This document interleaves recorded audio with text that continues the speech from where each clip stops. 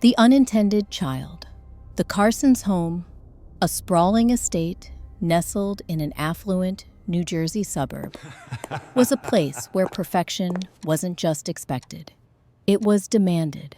The manicured lawns, the pristine white columns, and the polished marble floors spoke not only of wealth, but of generations of carefully curated reputation. Walter Carson, patriarch of the family, was a powerhouse in corporate law, notorious for his sharp wit and unyielding ambition. His wife, Evelyn, a former socialite, carried herself with an air of icy grace, her life meticulously organized around philanthropic committees and country club galas.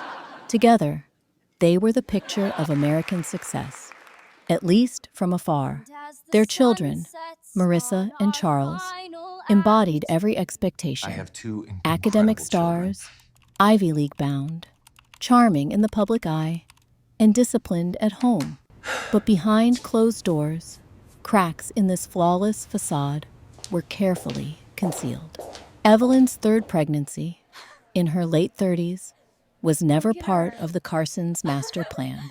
When Lillian was born, a decade after her siblings, her arrival was met not with joy, but with strained smiles and silent disappointment. From the moment she opened her eyes, it was clear that Lily, as she would come to be called, was different. She was the product of an unguarded moment, a mistake her parents never allowed themselves to forget or forgive. Unlike her siblings, who were celebrated for every milestone, Lily's existence was acknowledged only in the barest of terms. Room at the end of the hall, hand-me-down clothes, a place at the table, but not in the family portraits. Evelyn often described Lily's birth as her unexpected detour, a phrase she would casually use at social gatherings, the kind that always prompted knowing laughs and quiet sympathy from her circle. School events, birthdays, and holidays passed with Lily on the periphery, while Marissa dazzled in school plays and Charles led debate teams to victory. Lily sat quietly apart, her presence more tolerated than cherished. Walter found it easiest to ignore her altogether, Why am I different? burying himself in work and boasting of his two incredible children to friends and colleagues. Evelyn, when she addressed Lily, maintained the kind of polite distance reserved for a distant relative. Yet, Lily noticed everything. This is my fourth The way consecutive Charles trophy. ruffled her hair, as if to say, "You don't belong." The way Marissa's friends snickered about her shabby backpack or peculiar shyness. Even the staff, housekeepers and gardeners, treated her differently, always more formal, as though they too understood her peculiar position in the household hierarchy. Attention students, There were a quick no announcement bedtime regarding the stories, science fair. no Lily loving Evans, embraces, please come to the main office. no assurances whispered in the darkness. Rules You'll just existed for embarrass Lily us. alone. Strict boundaries enforced to keep her from embarrassing the family name. Disapproval was never shouted, but delivered in measured, dismissive tones, knife sharp and cold. At night, she would hear laughter floating down the I'm so hallway glad to be a part as of the this family community. retreated Yes, sir. to their inner sanctum. Her isolation, have you a here. silent truth We know you were woven here, Lily, and now it into is the gone. fabric of I was in Carson the life. West Wing all On morning, weekends, cataloging the new the Carsons acquisitions. attended church As I together, stand here today, perfectly I realize coordinated that my in journey pale has been colors, shaped not except by the for Lily, challenges, who but was by the always strength given I found something within. 2 sizes too big, or last season's fashion. Neighbors occasionally remarked on the sweet youngest daughter, but their comments rolled off the Carsons like water on glass. Lily's earliest memories were shaped not by love, but by careful avoidance. A dance performed by those who wished she were invisible. Even small acts of kindness from extended relatives, like her grandmother's extra cookie or a birthday card, were discouraged, lest they spoil her, or worse, signal some recognition of her place among them. As the years ticked by, invisible lines hardened into walls. The message was always clear. Lily was not wanted, not truly. A fact reinforced in 1,000 tiny ways, day after day. But beneath the surface, behind her quiet eyes, something stronger than despair began to grow. A subtle resilience, a silent vow that someday she would no longer be defined by their indifference. A lonely childhood, Lily's world was defined by absence as much as presence. While her family's indifference set the stage, it was the countless small moments of daily life that carved loneliness into her bones. Morning began with the sound of footsteps echoing down hallways, laughter drifting from the dining room where her family gathered, minus a place set for her. She'd slip into the kitchen for toast after everyone had gone, exchanging polite nods with the housekeeper, who barely concealed her pity. Even the family dog seemed loyal only to Marissa and Charles. Yet school, though far from perfect, offered Lily a fleeting glimpse of normalcy. In the classroom, she was anonymous, one desk among many, her differences unremarkable. Teachers noticed her quiet diligence and solitary nature. Occasionally, a kind word or gentle praise would momentarily dissolve the thick fog of neglect she carried from home. Mrs. Evans, her second-grade teacher, became a rare source of encouragement. A steady hand on her shoulder during spelling bees, a warm smile at parent-teacher conferences that Evelyn never attended. Lunchtimes were spent alone. A peanut butter sandwich, an apple at the far corner of the cafeteria. She watched classmates cluster at sunlit tables, trading secrets and laughter, wondering what it felt like to belong. Sometimes, another outsider, a scholarship student or the new kid, would join her for a few silent minutes, sharing the quiet comfort of mutual invisibility before migrating toward more promising crowds. Lily learned early how to listen instead of speak, how to observe without intruding. Her after-school hours found solace not in playdates or birthday parties, those belonged to Marissa and Charles, but in books borrowed from the public library. Stories became her sanctuary. She devoured tales of orphans and unlikely heroes, searching for echoes of herself within their pages. At home, she hid these books beneath her mattress, the only treasures she was allowed to keep. There were, however, rare islands of genuine warmth. On monthly visits to her grandmother's modest house across town, Lily experienced something like unconditional affection. Grandma Rose, in her faded floral dress, welcomed Lily with open arm and freshly baked cookies. In that small kitchen, Lily could speak freely, tell stories about her day, and hear words of praise reserved just for her. You're special, Lily. Don't ever forget it. But Evelyn discouraged frequent visits, citing busy schedules and the need to focus on family. These visits dwindled to holidays and birthdays, each ending with a lingering hug that Lily tried to make last the whole month. Loneliness, over time, became familiar, almost a companion. Lily developed rituals to fill the silence. She planted wildflowers in a neglected patch of the garden that no one else tended, watering them after sunset when the house was quietest. She kept a worn notebook under her pillow, chronicling her thoughts, her sadness, but also her silent hopes and stubborn questions. Why am I different? Will anyone ever see me? These words, secret and sacred, Oh, I'm helped so her glad to process see the you. ache of dismissal. We've missed you so Despite her much. isolation, Yeah, it's wonderful Lily's to see innate you like this. resilience began to emerge. She set small goals for herself: perfect attendance, straight A's, reading every book in her grade level, tangible proofs that her effort mattered, if only to herself.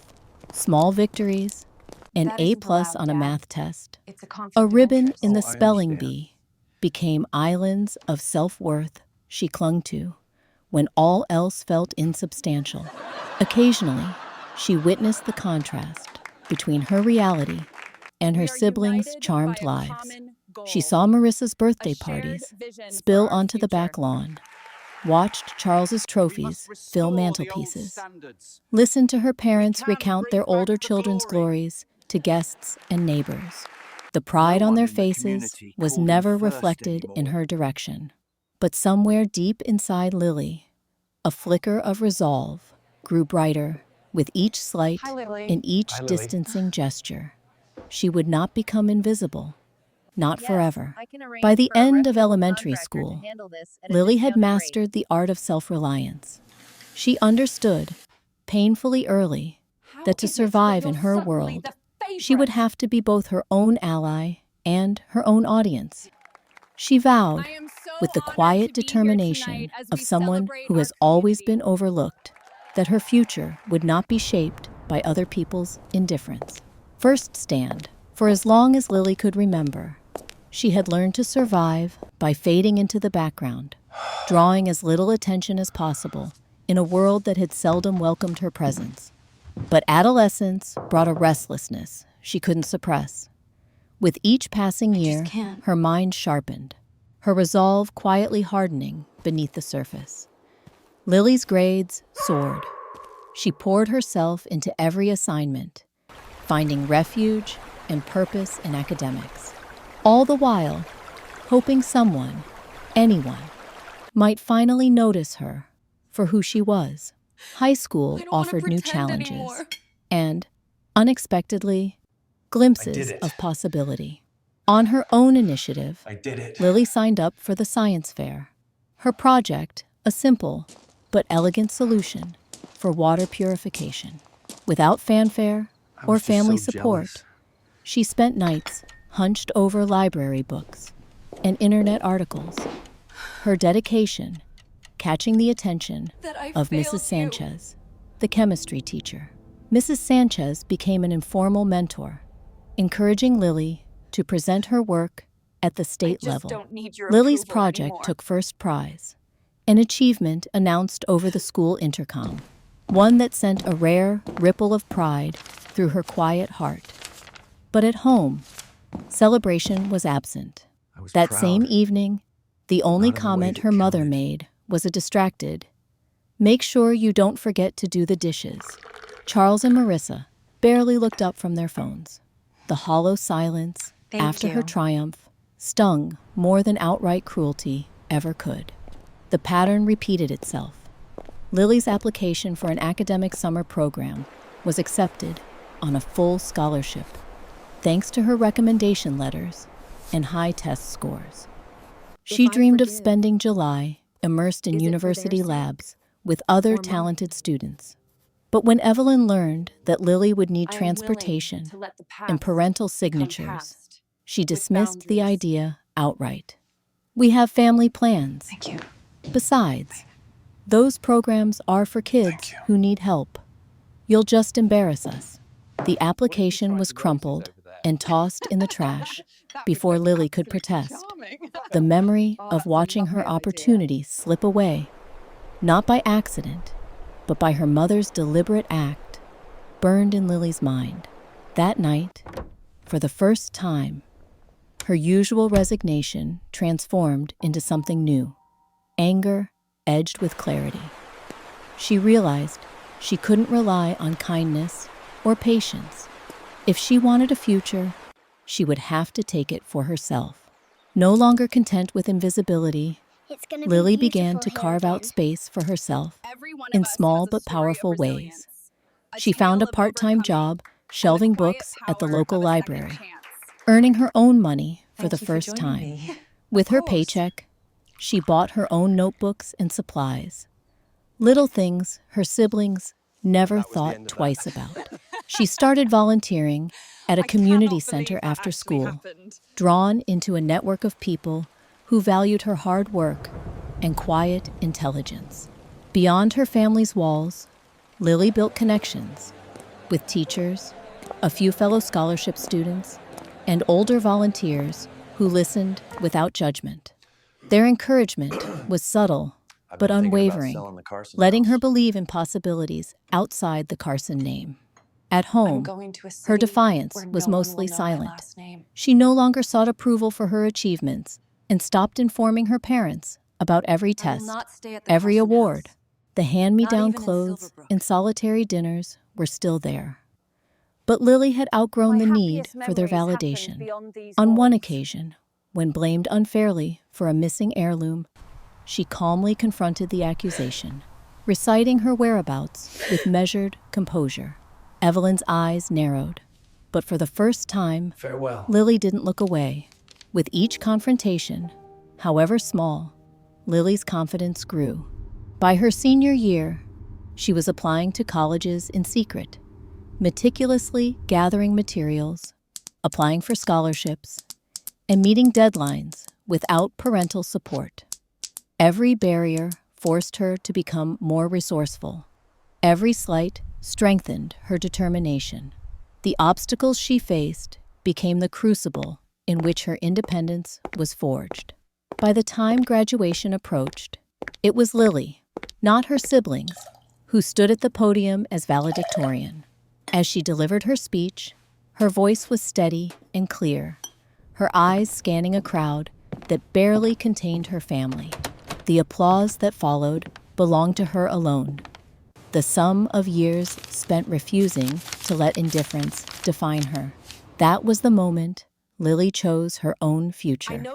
In shedding her family's shadow and embracing self-reliance, she took her very first stand, not with anger or vengeance, but with unwavering belief in her own worth.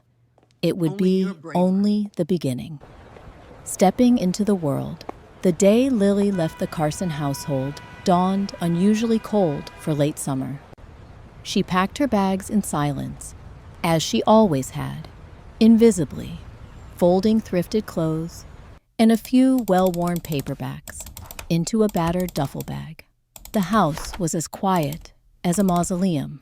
Her siblings had already left for their own campuses, and her parents barely acknowledged her impending departure. Evelyn offered a curt, perfunctory "good luck" without meeting her eyes, while Walter retreated behind the Wall Street Journal at the kitchen table. It wasn't the dramatic severance Lily had sometimes imagined during her loneliest hours, but a muted transition, as if she were simply a houseguest, outstaying her welcome.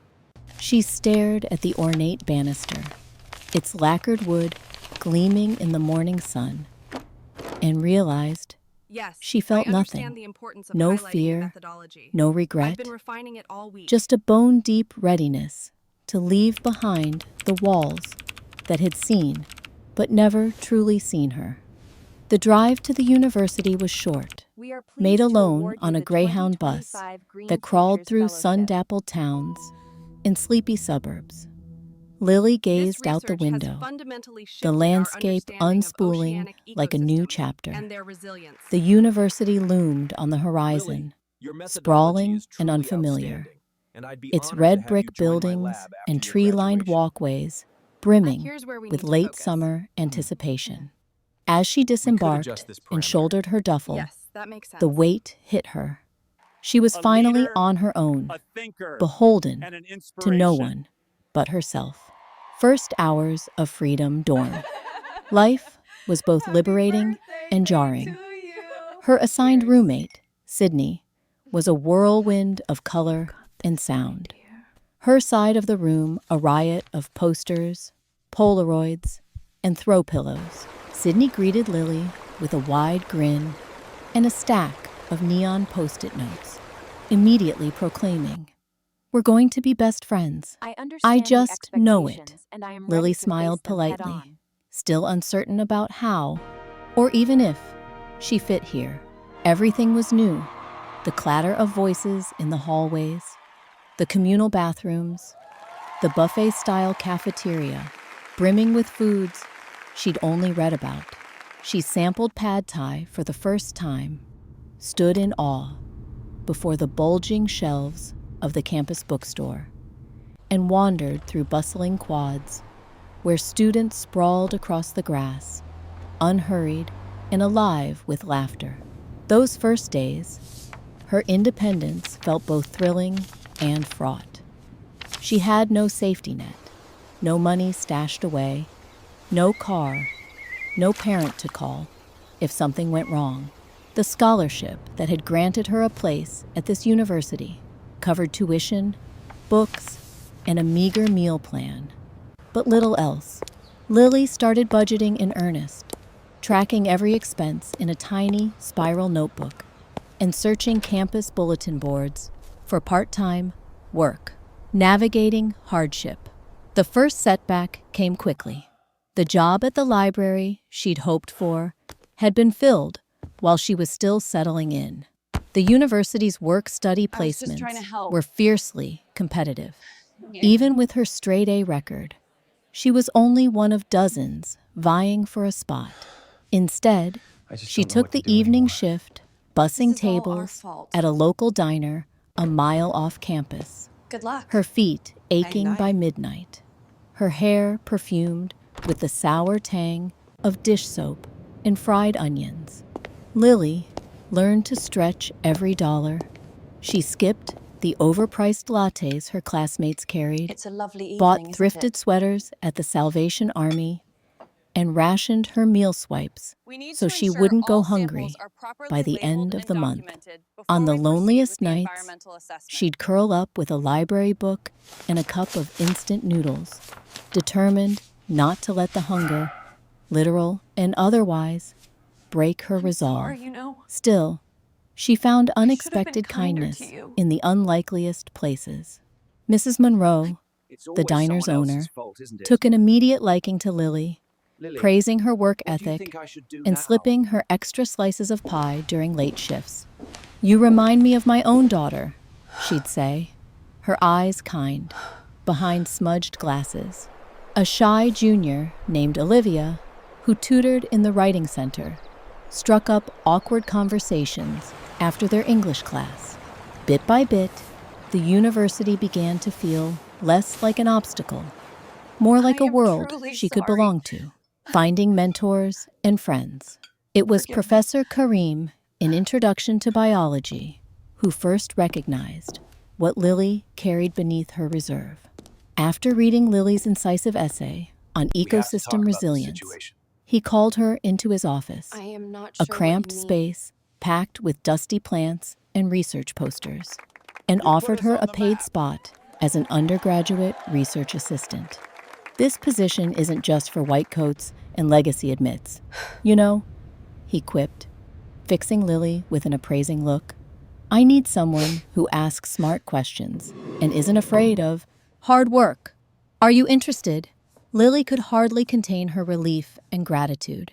She threw herself looking into into the jobs research outside position with a quiet intensity, I'm not afraid to relishing the forge my own challenge path. of real lab work, late Thank you night for spreadsheets, trying, and the listening, camaraderie of students who finally cared for learning to see science me as as I much as she was. did. Outside the lab, Sydney's infectious I enthusiasm will not be loosened staying at the Lily's Carson social house. shell.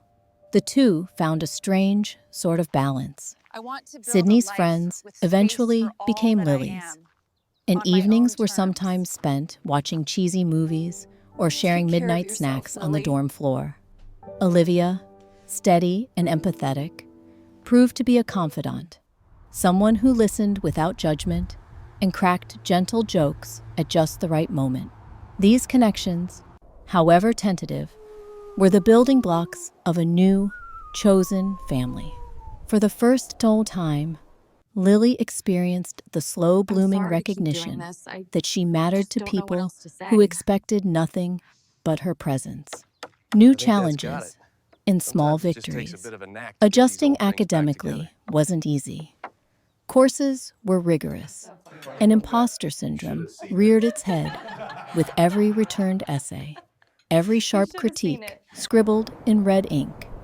But each hurdle sharpened her drive.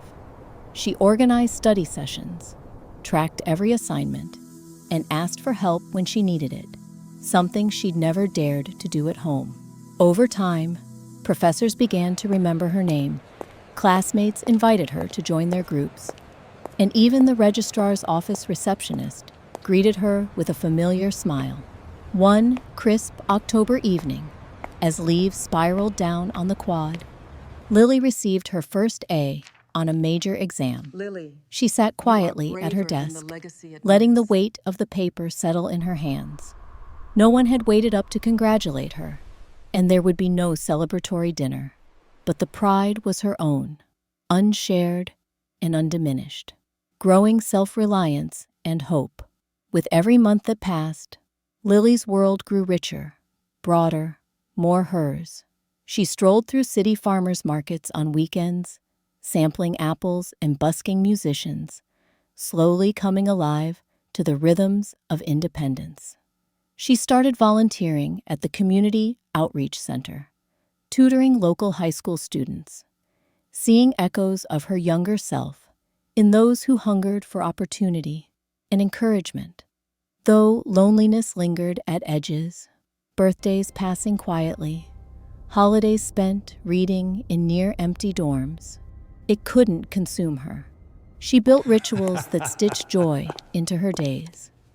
Wildflowers in a mason jar by her desk, handwritten letters to her grandmother, playlists curated for every mood swing. She celebrated small victories, her first research presentation, making enough to buy a winter coat, learning to laugh without first scanning the room for judgment. Every struggle, every misstep, and every triumph carved Lily's identity in sharper relief. She was no longer the shadow child in a stranger's house, but a young woman forging her place in a world that suddenly seemed, if not welcoming, at least open. And when old ghosts crept in, the memories of cold dinners and colder stares, Lily reminded herself what freedom tasted like. Equal parts risk, loneliness, and exhilarating possibility. Each step into the unknown, she discovered, was a step toward herself, rising to success. The transition from uncertain freshman to determined young professional was not sudden for Lily. It happened in a series of small, quiet revolutions, each building on the last. Her sophomore and junior years at university were marked by routines so carefully maintained that they bordered on ritual. Early mornings in the biology lab, afternoons lost in the library's warren of stacks, evenings spent poring over textbooks at the tiny desk in her dorm. Sleep was often sacrificed for deadlines, and meals were sometimes little more than energy bars and coffee. But a sense of momentum, of a life moving forward, carried her through. This momentum paid off in unexpected ways. In the spring of her sophomore year, Lily was chosen for a competitive internship at a prominent environmental consulting firm in New York City. The interview process had been daunting, pitting her against other candidates with glossier resumes and family connections she could only dream of. But her honesty, work ethic, and genuine passion for sustainability caught the attention of Dr. Melissa Carter, the director of research, a woman whose presence radiated both authority and warmth.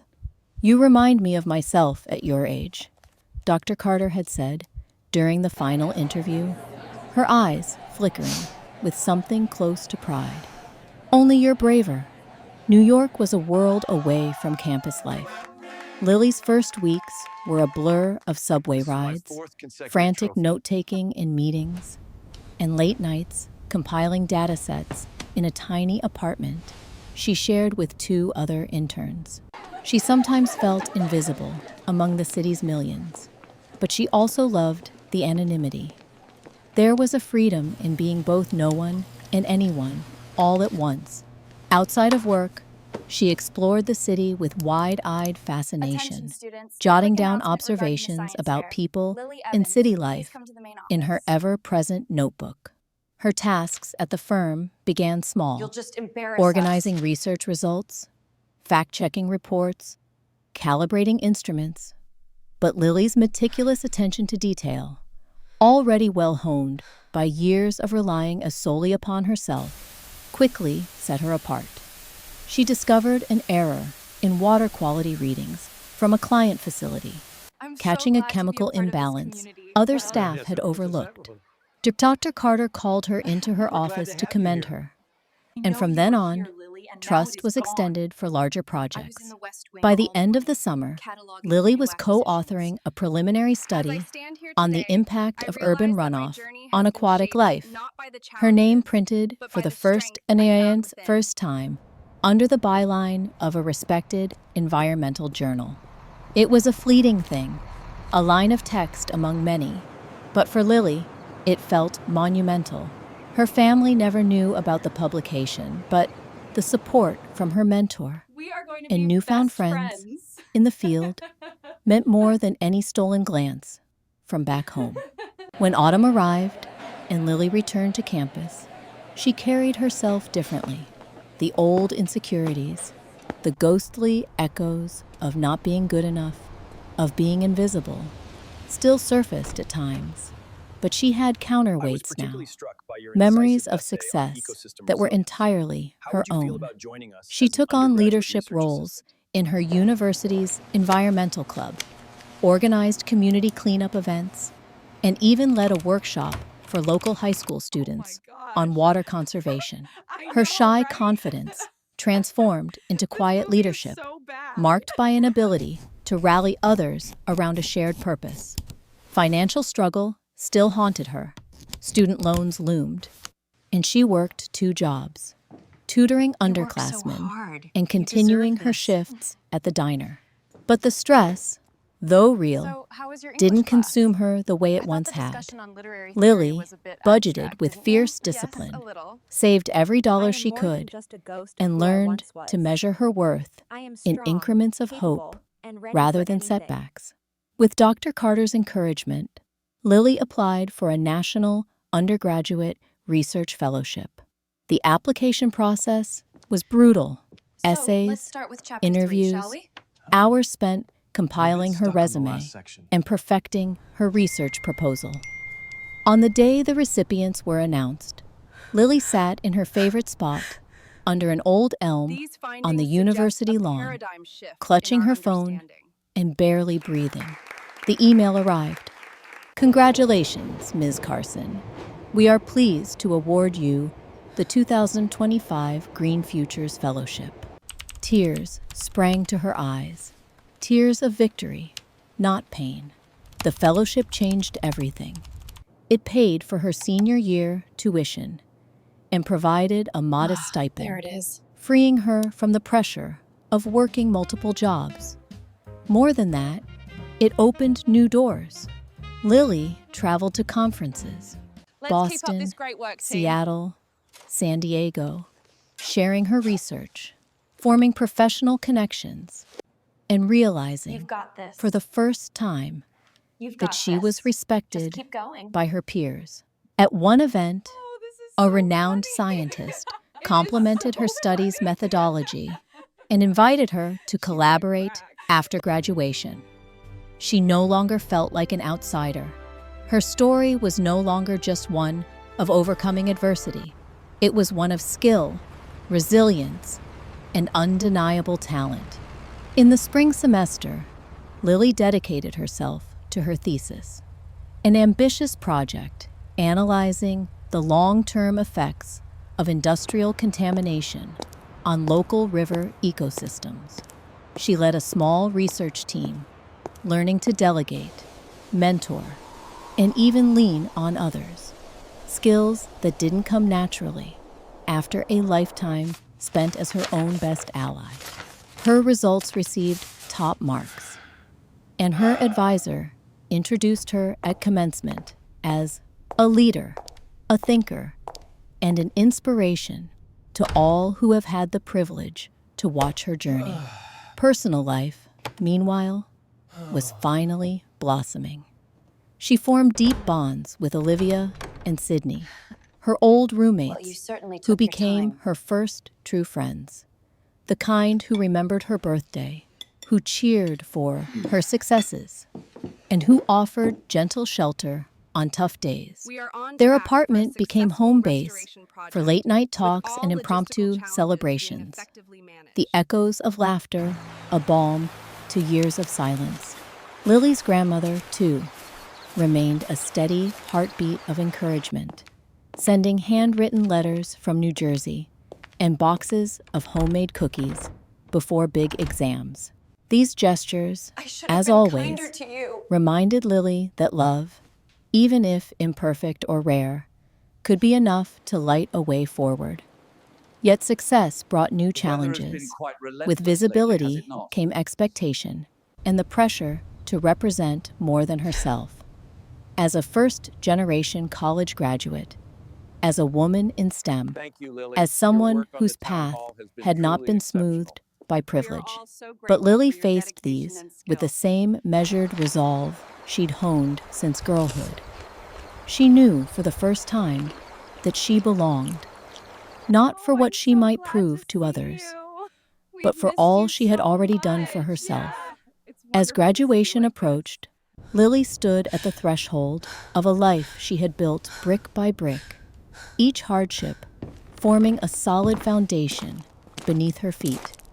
Her future was still uncertain, but it was hers, and she would claim it with pride. Coming home, 5 years had passed since Lily Carson had last seen the ornate gates of Silverbrook, the gated community where her childhood whispers were swallowed by manicured silence. When the letter arrived, formal, unsigned, yet all too familiar in its cold precision, Lily hesitated only a moment before folding it shut with trembling hands. She had built a new world for herself since those final, lonely days at the Carson house. A career in environmental research, respect among her peers, friends who celebrated her victories. Yet, the call home was both a summons and a challenge, a test of who she'd become. Lily's return was not prompted by nostalgia. Opportunity paved her way back, a major restoration project along the polluted riverbank near her hometown. The nonprofit organization she worked for had secured a state grant. And as one of its most promising young scientists, Lily had been offered the chance to lead the initiative. Accepting meant months, perhaps a year, living where every street and storefront echoed memories she'd long tried to bury. But the magnitude of the work, and perhaps some kernel of closure, compelled her to say yes. The town had changed in small, telling ways. There were new boutiques lining Main Street, murals brightening once blank brick walls, and a community garden where an abandoned lot had once stood. Yet so much was unchanged. The stately homes standing watch over tree-lined avenues, the old library with its chipped stone steps, the church bell that chimed the same song every Sunday morning. The Carson estate itself had aged poorly. What was once the envy of Silverbrook, immaculate gardens, gleaming windows, grand stone lions that flanked the entrance, now looked neglected, forlorn. Ivy choked the archway, paint peeled beneath the eaves. It was as if the very house was reflecting the troubles inside. Rumors reached her before her first trip up the long driveway. Her family, it seemed, had not weathered the years gently. Walter's once thriving law firm had suffered from a messy, widely publicized court scandal. He'd withdrawn from public life, and word was the savings that once insulated the Carsons from misfortune had dwindled to almost nothing. Evelyn, her armor of social grace cracked, had retreated even deeper into her circles, only to find that doors once flung open for her now closed quietly in her wake. Marissa and Charles, once the dazzling siblings, had each returned home for reasons whispered about, but never quite named. A scandal at Marissa's firm in the city, an unresolved dispute that cost Charles his university scholarship. For the first time, the Carsons were no longer insulated by their name. Lily's own arrival was greeted with a mix of disbelief and desperation. The woman who opened the door, her mother, looked smaller somehow, more fragile beneath the forced smile that barely covered her anxiety.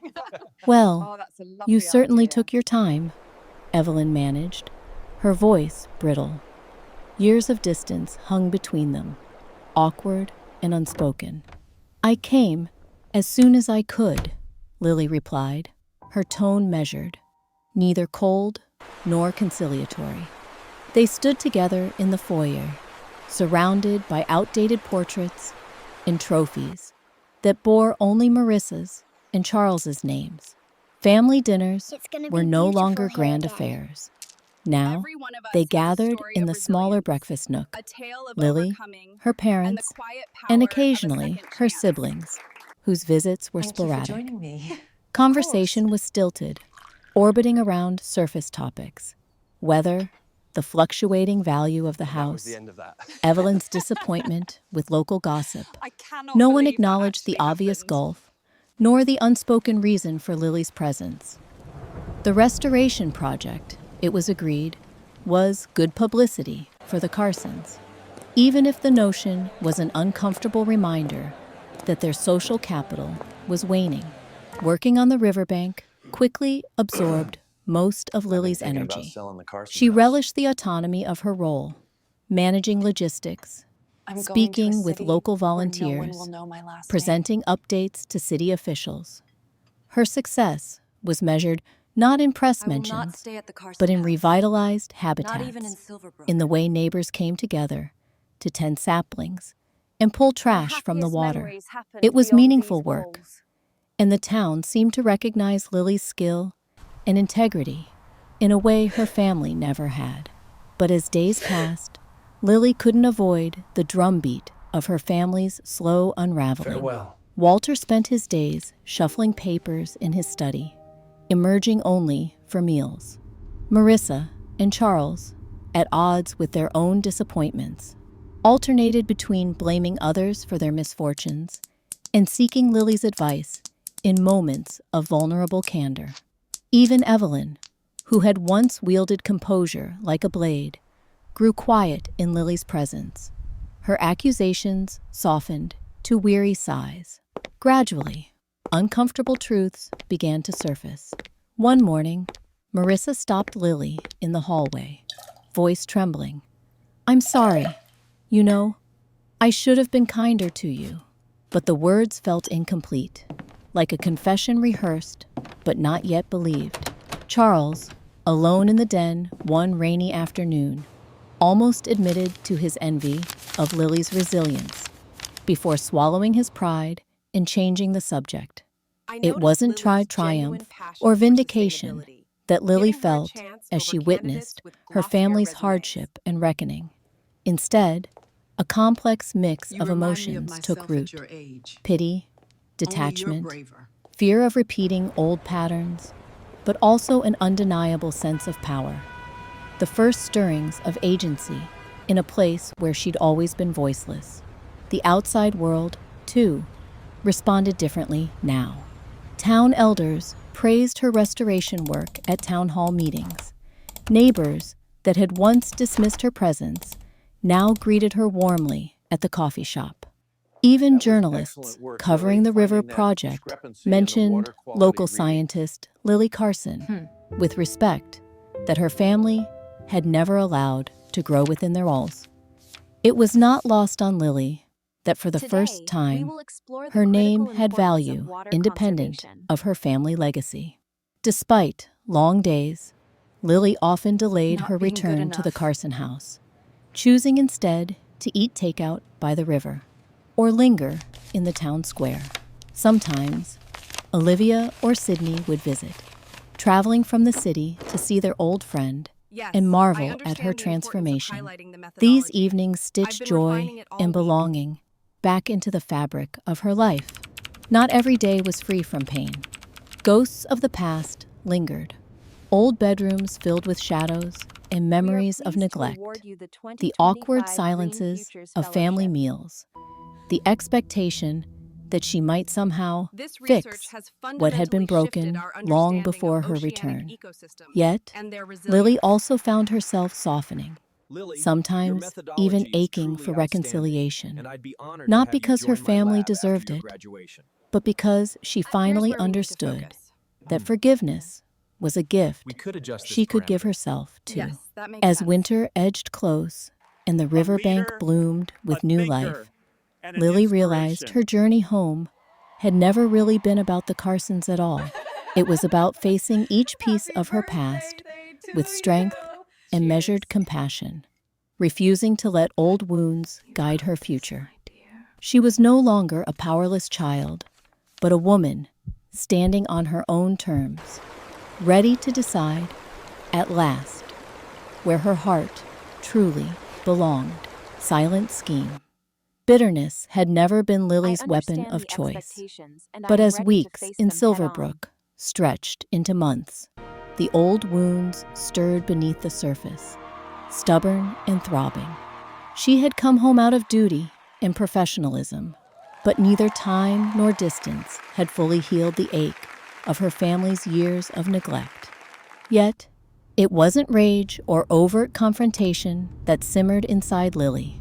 Instead, a quieter fire burned, one that urged her to even the scales in ways the Carsons would barely recognize until the sting of their own medicine settled in. Lily's plan was not born overnight. It took shape in quiet moments, late at night, as she sat by the river or glanced across the dinner table at familiar faces grown worn and defensive. She harbored no intent for violence or outright revenge. Rather, she would let circumstance and truth expose the Carsons' vulnerabilities as their veneer of perfection continued to fracture. Her approach would be surgical, calculated, patient, and embedded in the rhythms of daily life. She began first with finances.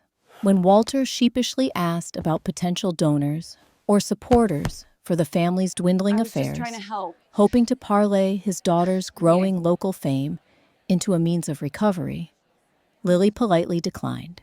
She offered no contacts from her nonprofit, no recommendations to the city council, and certainly no whispers to potential sponsors. "That isn't allowed, Dad," she'd say, voice quiet but unwavering. "It's a conflict of interest." The rejections were delivered with professional distance, but they cut nonetheless. It's a lovely evening, isn't For it? once, the Carsons' last hope of riding on Lily's coattails was firmly, yet gently, denied. Next, Lily subtly orchestrated social situations that illuminated her family's shortcomings. When local organizations approached her for help with community outreach, fundraisers, river cleanups, science workshops, Lily encouraged invitations to her family, but did little to prepare them. It's always someone Evelyn, else's fault, isn't it? long used to being the orchestrator of gala Lily, events, what do you found think I should herself do a now? guest at function after function where she no longer controlled the narrative. On several occasions, the family arrived late or underdressed, sticking out among locals who viewed Lily as the natural leader and her relatives as hangers-on. The invitations were always extended out of politeness rather than genuine desire. It was at a town hall meeting that Lily's new standing shone brightest, and her parents' isolation was most starkly felt.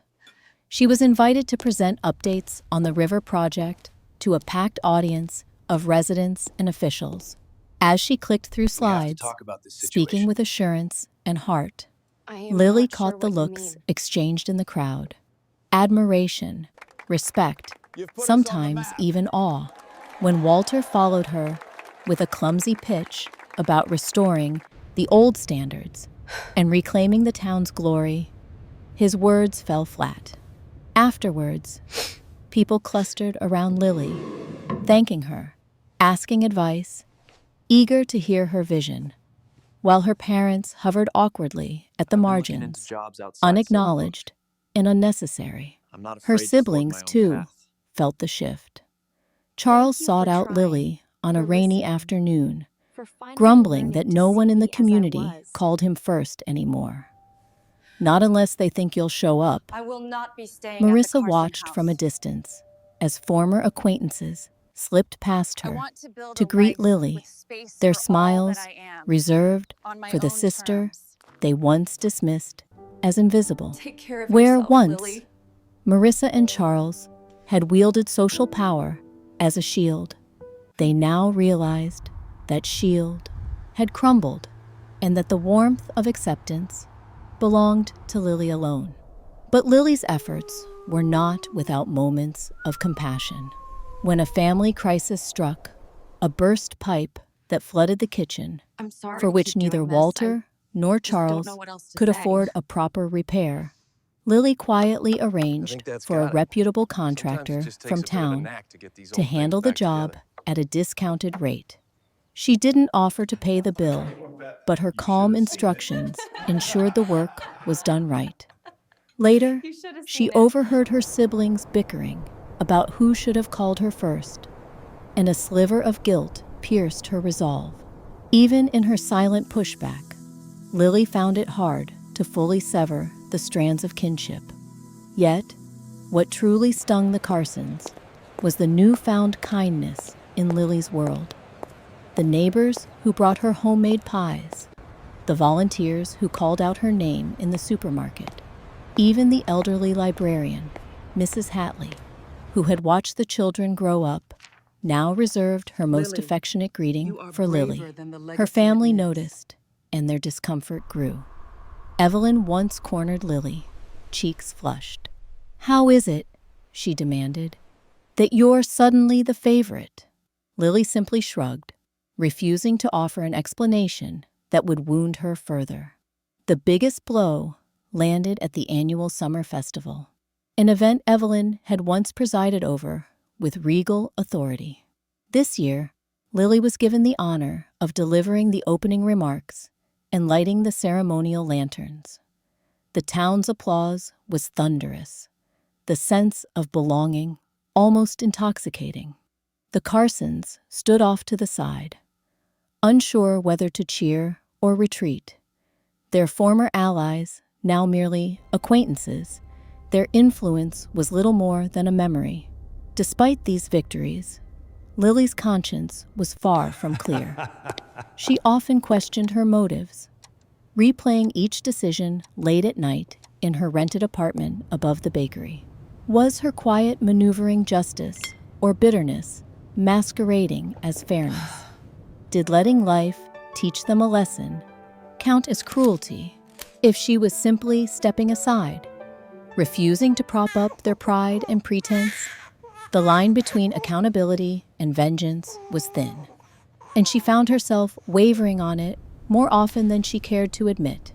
Meanwhile, the family's isolation deepened. Charles spent long hours locked away in his room. Marissa escaped through endless job searches that led nowhere. Evelyn started missing invitations entirely, caught up in cycles of self-doubt and regret. Walter wandered the property like a displaced ghost, unable to rally the old bravado that had carried him through most of his career. Each member of the Carson family felt the chill of a world that no longer bent to their will, their loneliness echoing the solitude Lily had known for so many years. Yet, there was also a strange symmetry to it all. In living out her own truth and refusing to be complicit in their illusions, Lily had crafted a mirror, one that reflected their failures, but also offered, should they dare look closer, a pathway toward something better. She did not gloat or scorn. Instead, she watched with mingled sorrow and satisfaction as the Carsons struggled to find their footing. The town, for its part, seemed delighted by Lily's rising star. "You've put us on the map," the mayor declared at a council meeting, "and you've proven that integrity and kindness outlast even the oldest names." Lily heard these words and felt both pride and burden, aware that even as she built a new legacy for herself, You can do this. she was forever entwined with her family's old one.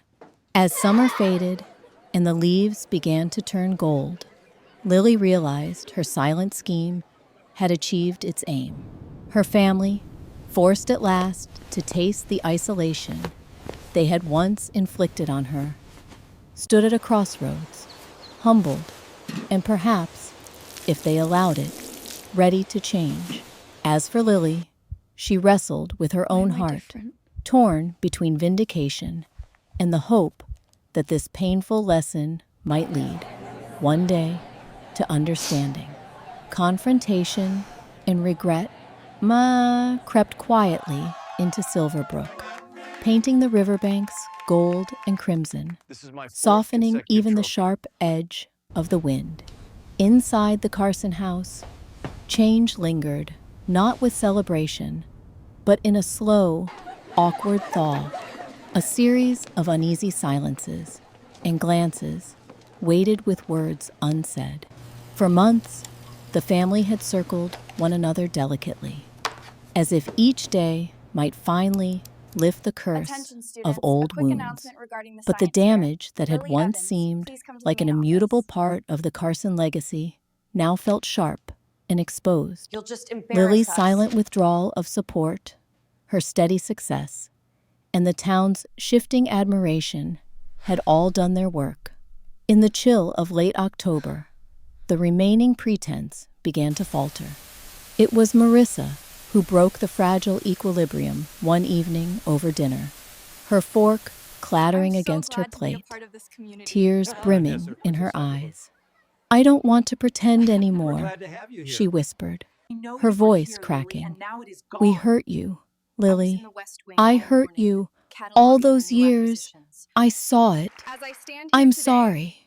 The admission fell into the silence like a stone into still water, sending out ripples that touched each face around the table. Charles stared down at his hands, knuckles white.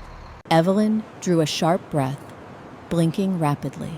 Walter looked as old as the house itself, eyes hollow but attentive. For Lily, the moment was dizzying. This was what she had told herself she wanted: recognition, maybe even regret. But the reality of her sister's confession was almost unbearable in its earnestness. The impulse to brush it aside, as she had so many times before, pulled at her. Yet the years had made her slow to offer comfort where none had been earned. "I appreciate you saying that," Lily said at length, her voice calm but tinged with grief. "But it doesn't erase anything." Marissa bowed her head. For once, she didn't try to defend herself or shift blame. She simply wept. Years of rivalry and guilt breaking the careful composure that had defined her adulthood. That night, the walls of the Carson house seemed thinner. Charles found Lily sitting on the back step before bedtime, her knees drawn up against her chest. The garden was lit by moonlight and the last struggling blooms of summer. He hovered nearby, shuffling his feet, then blurted out, "I was jealous of you. I told myself you didn't belong because..." It was easier than admitting I was scared of losing Dad's approval. He laughed bitterly. Turns out none of us ever really had it. Lily studied him for a long moment. "We each lost something," she said softly. "But you had a choice to be kind." Charles nodded, the truth settling heavily on his shoulders. He didn't ask for forgiveness. He sat beside her in silence, twin shadows stretching over the withered flower beds. Evelyn's reckoning came later, and less willingly. For days, she watched the younger generation fumble through apologies and self-examination, her own defenses brittle. Finally, cornered in the parlor by her own conscience, Evelyn found herself alone with Lily one quiet afternoon. Her hands trembled as she set down her teacup. "I thought I was doing what was best for everyone," she offered, voice almost inaudible. "In this family, I thought discipline and order would hold us together. I didn't see you. I didn't let myself. You've got this. Because if I had, Keep going. I would have had to admit that I—" Her voice broke, the last word hanging between them like frost. "That I failed you." Lily's anger had long since cooled into something more intricate. An ache and a longing, a scar and a lesson. "Maybe you failed. But then, so did I, sometimes. I stopped asking for gentleness the day I realized it wouldn't come." "Do you hate me for it?" Evelyn asked, tears pricking her gray eyes. "I don't hate you," Lily replied, after a pause heavy with memory. "I just don't need your approval anymore. I had to teach myself how to hope without it." For the first time in years, Evelyn wept openly in front of her youngest daughter. They sat together for a long time, the room quiet except for the ticking of the old grandfather clock, each second marking the distance between past and future. Walter's confrontation was the most difficult of all. He remained aloof, avoiding open discussion, even as the air in the house changed. It wasn't until a letter arrived, a legal notice, a reminder of the world's indifference to status and pride, that he finally sought Lily out. In his study, surrounded by the relics of a once imposing career, Walter spoke without prelude. "You don't owe us anything, Lily. Least of all me. I was proud, but not in the way that counted." Lily listened, her expression unreadable. "What do you want from me?" she asked gently. He shook his head. "To tell you that I see you now. Too late, perhaps, but not too late for me to try to be better." He looked at her, eyes shining. "That's all." Lily stood there, heart pounding, fighting the urge to comfort him as a daughter might, but unwilling to extend trust before it had been re-earned. "Then start," she said simply, "with yourself." The following days were laced with uneasy peace. Small gestures bloomed where apology had taken root. Marissa made Lily's favorite tea without being asked. Charles began to join her on evening walks. Evelyn hesitated less before asking Lily's opinion on family matters. Yet for Lily, forgiveness was not a gift to be granted lightly. She needed to let her family feel the emptiness they had once forced on her. She allowed her presence, but not yet her full affection. There were boundaries, a refusal to sit for a family portrait, a polite decline of invitations to certain gatherings. Oh, I understand. The space between what was mended and what still ached. As the days shortened and frost began to creep up the windows, Lily spent more time at the riverbank, watching the water reflect the changing sky. She journaled, sorting her feelings, measuring the distance between justice and compassion. It was here that she realized she was no longer the girl abandoned at the edge of family photographs. She was a woman with the power to define her future, and perhaps to grant pardon without erasing the truth of the past.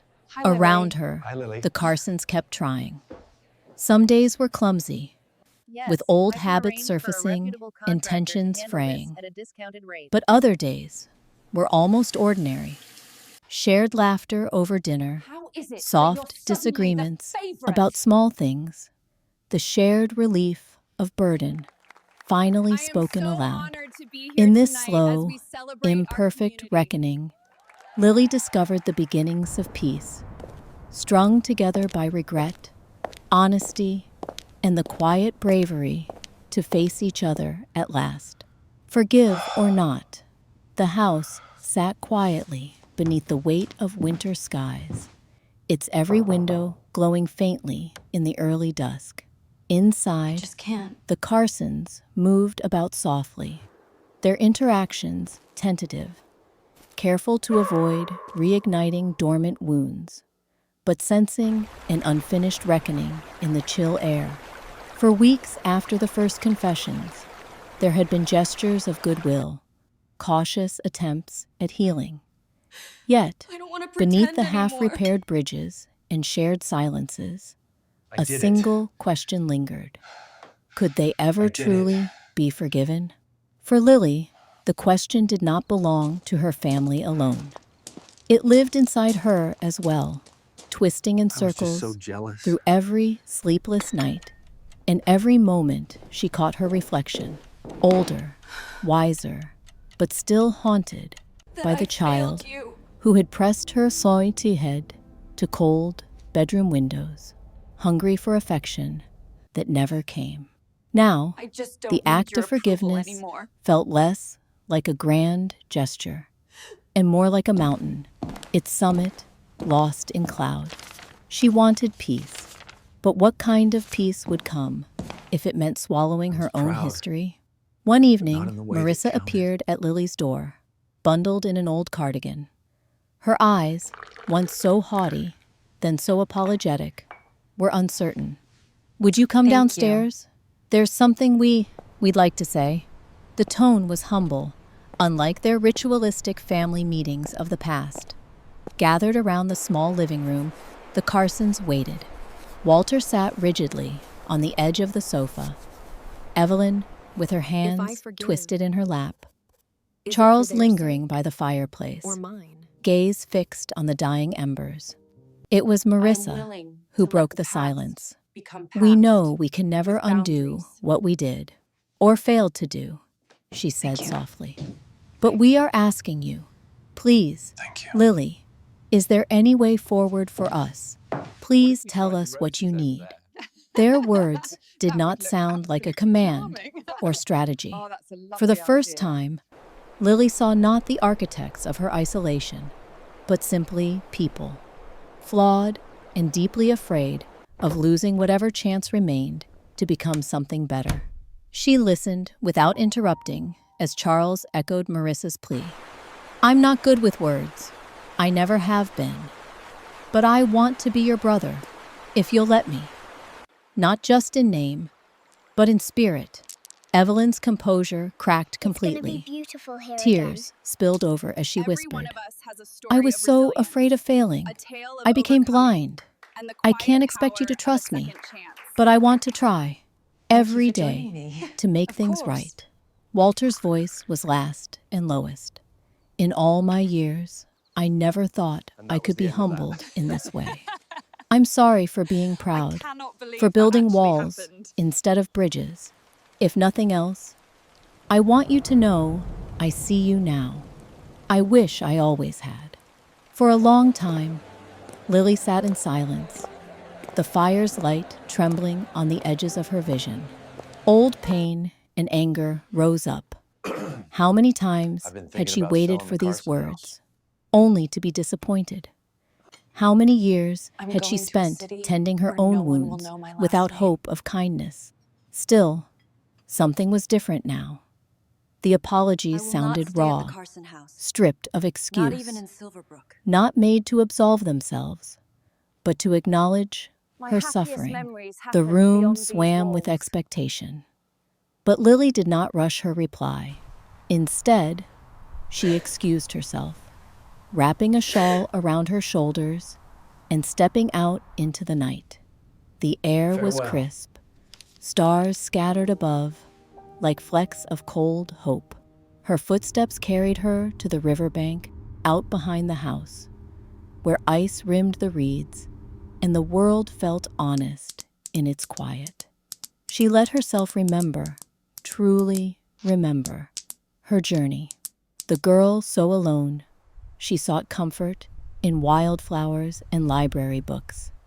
The young woman clawing her way out from invisibility through stubborn resilience and wit. She recalled each person who had extended care: Mrs. Evans, Sydney, Olivia, Professor Kareem, Dr. Carter, her grandmother, all of them forming a constellation that had guided her forward when her Foster family did not.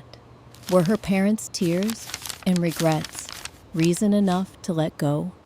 Or would she cheapen her own story by offering forgiveness too easily? Hers was not the forgiving heart of a saint, nor the vengeful one of a victim. She was, as she realized now, both the keeper of her scars and the author of her future. Sitting on a frost-laced bench, Lily opened her journal, her oldest habit for untangling confusion. She wrote questions to herself, slow and unvarnished. If I forgive, is it for their sake or mine? What does my life become if I never let go? Can healing happen without forgetting? Through her writing, she confronted the deepest truths. Resentment, she saw, had kept her safe and focused, but it was a burden. Letting it go did not mean the pain never mattered. And while forgiveness might not heal the past, it could offer her something precious: freedom from the endless replaying, room to make her own happiness without carrying their failures as anchors. The next morning, Lily returned to the house, sleep-deprived but calm. The Carsons regarded her with anxious hope. She met each of their eyes as she spoke, steadily but not unkindly. I don't have easy answers for you. What I needed most was to be seen, to be valued, to be loved. Things that should have never come with conditions. I can't forget, and I can't pretend all is well. But I want to move forward. That means boundaries. That means time. She paused, feeling her own words root inside her. I am willing to try. I am willing to let the past become past, little by little. If you will walk with me in honesty and patience. Her voice wavered slightly. But you also need to learn to live with the regret. That's yours, not mine. The family nodded, not jubilant or relieved, but sincerely accepting the reality of her terms. Walter reached out first, a tentative hand on her shoulder. Charles offered a quiet, grateful nod. Evelyn's tears fell again, but with them came a tremulous smile. In the weeks that followed, Lily made no grand declarations or dramatic gestures. Forgiveness, when it began, started in the smallest spaces. The way she answered when asked about her day, the trust she showed by letting them in on pieces of her life, the experiments in shared laughter over tea and gardening. There were still missteps and setbacks, moments when old hurts flared up, but no one ran from the pain anymore. Over time, Lily found her heart less guarded, her mind less weighed down by the ache of old injustice. She could not rewrite what had been lost, but as winter gave way subtly to the hint of spring, she discovered the greater relief of letting go, not for them, but for herself. In the face of her family's regret and vulnerability, Lily found at last that forgiveness, hard-won, qualified, and real, was not an end, but the beginning of true peace. Breaking the cycle, winter ebbed away in small, uncertain increments. On some days, the air hinted at warmth, carrying the promise of a world renewed. On others, frost lingered in the shadows, resistant to change. The Carson house itself wore these changes like a second skin. Windows opened to let fresh air in, walls scrubbed and repainted, gardens timidly replanted with new shoots. Yet, within those freshly mended rooms, the ghosts of old, patterns sometimes fluttered, A memory in a corridor. A raised voice quickly softened. The complicated choreography of a family learning, at last, to break old habits. Lily awoke each morning with a strange sense of possibility, but also uncertainty. The questions that had trailed her through childhood.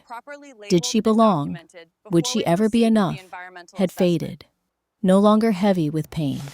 In their place was both relief and a sharp, new kind of freedom, as if she'd spent years dragging a stone up a hill and now stood at its summit, allowed to choose her direction for the very first time. The restoration work at the river had entered its final phase. Saplings once planted by volunteers now stood sturdy and green, wildlife gradually returning to the banks. On her last day at the project site, the air shimmered with the laughter and toil of townsfolk, all of them tugging at stubborn roots or stacking mulch, driven by hope rather than duty. As Lily packed away her boots and field notes, a young girl approached, hands muddy and eyes bright with questions about insects and water lilies. "It's going to be beautiful here again, isn't it?" the girl asked, pressing a smooth pebble into Lily's palm as a keepsake. Not sure what you mean. "It already is," Lily answered, heart swelling with a fulfillment she had once thought impossible.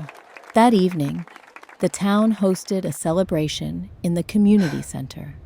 A potluck dinner, modest and genuine, paper lanterns trembling under low ceilings, and neighbors toasting over lemonade and pie. Lily was coaxed into a short speech, her voice steady as she told the crowd about resilience, about the quiet power of second chances, about the extraordinary in the ordinary. She glanced at her parents and siblings, unsure what she would see reflected in their faces. There was pride, yes, but something else too, respect and a hesitant awe for the person she had become, despite and perhaps because of them. Yet, closure did not arrive as a single, triumphant moment. It built itself from countless small acts. Lily began to accept invitations for tea with her mother, though she still left early when old anxieties resurfaced. She let her brother help with the river's bird count survey, laughing over erroneous sightings and missed opportunities from the past. Marissa reached for her hand during a storm one night, both of them watching lightning shimmer over the river, silent but somehow closer than words could manage. The family was changing, though not all in the ways Lily once imagined. Her parents struggled with humility, sometimes withdrawing into old habits, sometimes reaching out with faltering attempts at warmth. There were apologies, and there were relapses. But the pressure Lily had felt for so long, that she alone was responsible for their happiness, or even for their healing, diminished. She had learned to draw boundaries, to offer compassion, without surrendering her own dignity. It was not lost on her that happiness could look different now. The friends who had formed her chosen family remained constants in her life. Olivia and Sydney visited often, bringing news from the city and sharing dreams over early morning coffee. Lily's grandmother, frail now, but still sharp of wit, wrote letters laced with encouragement and gentle warnings against martyrdom. "Be kind, my darling," she wrote, "but remember, you cannot pour from an empty cup." Spring arrived with sudden clarity, a procession of green, the riverbank a riot of wildflowers. Lily's contract with the nonprofit ended. Offers from other towns, other cities, sat unopened in her inbox. She spent days walking old streets, letting herself mourn not just lost childhood, but the ending of this chapter, a goodbye she had never expected to matter so much. One sunlit morning, Walter summoned the family for breakfast, a novelty in itself. The table was simple, the conversation tentative, but real. Walter cleared his throat, admitting he was considering selling the Carson house, at last ready to release a place bound up in both pride and regret. Evelyn pressed her lips together, tears in her eyes, yet said nothing to argue. Charles spoke quietly about applying for jobs outside Silverbrook, unafraid of forging his own path. Marissa, too, confided her plan to move to a city where no one would know her last name. It was Lily's turn to speak. She thanked her family for trying, for listening, for finally learning to see her as she was, and for beginning, however messily, to see themselves as well. Then, gently, but unmistakably, she announced her decision. She would not stay at the Carson house, not even in Silverbrook. There was no anger in her words, no accusation, only the unmistakable note of self-knowledge. My happiest memories, the ones that made me strong, happened beyond these walls, Lily explained. I want to build a life with space for all that I am and all I hope to be, and I want to do it on my own terms. There were tears of sadness, relief, and for once, honest support. Her family's regret remained, but it was not the same desperate, paralyzing shame as before. They were learning to forgive themselves, imperfectly, as Lily learned to outgrow the need for their permission. The day she left, the house was strangely quiet, a quiet that felt like potential, not failure. Her family gathered at the door. Evelyn hugged her, just long enough, but not so tight as to bind her. Charles and Marissa promised to call, not out of obligation, but genuine hope. Walter gave her a letter to open on her journey, its words finally unburdened by pride. Silverbrook receded in the rearview mirror, the river flashing between the trees. Lily pressed the smooth pebble into her palm, recalling the certainty in the little girl's eyes. She drove toward uncertainty, her heart light with gratefulness and expectation. There would be new trials, new loneliness, mistakes and triumphs still ahead. But she was no longer trying to fix her family, nor to fill their empty spaces with her success. She carried herself, her wholeness, her past and present, into a world wide open.